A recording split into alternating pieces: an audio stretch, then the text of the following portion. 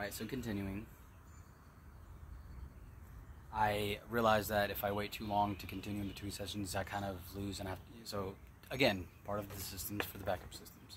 But anyway, after chasing the rabbit back to where I was originally coming from,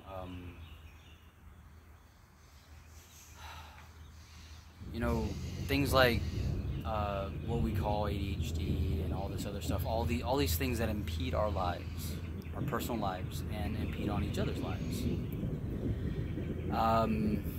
They're not new. They're not, you know, something that has just popped up.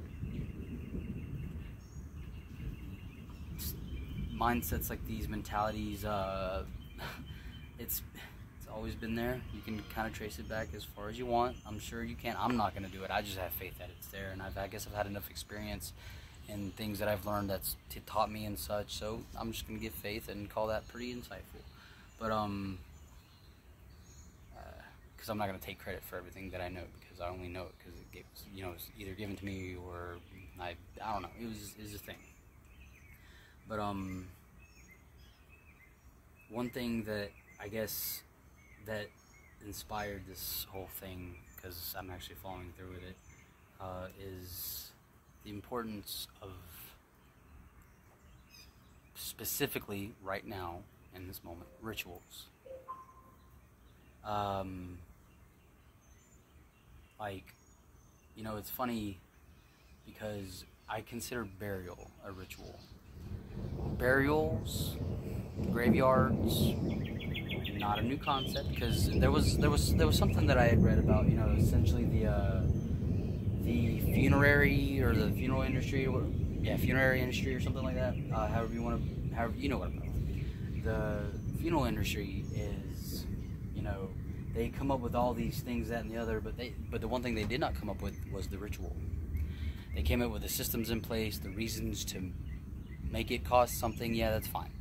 You know, kind of got to make a living somehow, right? Especially in a world that's willing to take everything from you. Not just the world as in situations. I'm talking about the people who cause the situations. We are all guilty of something. But the rituals.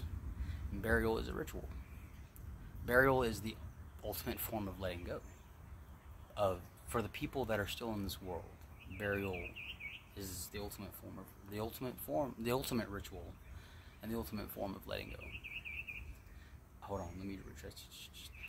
Burial is the ritual hold on. The form of letting go of loved ones lost. You know, the burial rituals. I'm going somewhere with this, I promise. The form it takes, the form this ritual takes. I found it. The form this ritual takes is burial. The process of letting go, the ritual of letting go. And you know, sometimes we use this ritual internally. Sometimes we bury deep things deep inside that we don't want to let out. But the thing is that burying something that is still alive, physically or internally, the more you suffocate it, the harder it's going to try to get out.